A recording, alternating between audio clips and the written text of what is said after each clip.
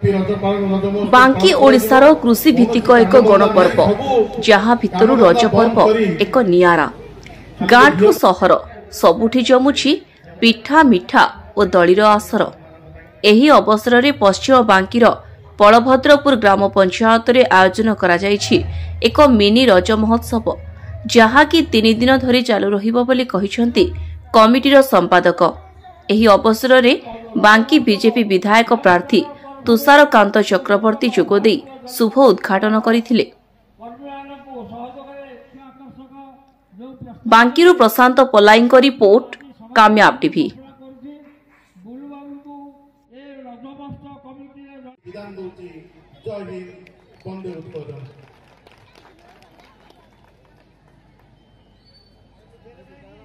youngster परिवार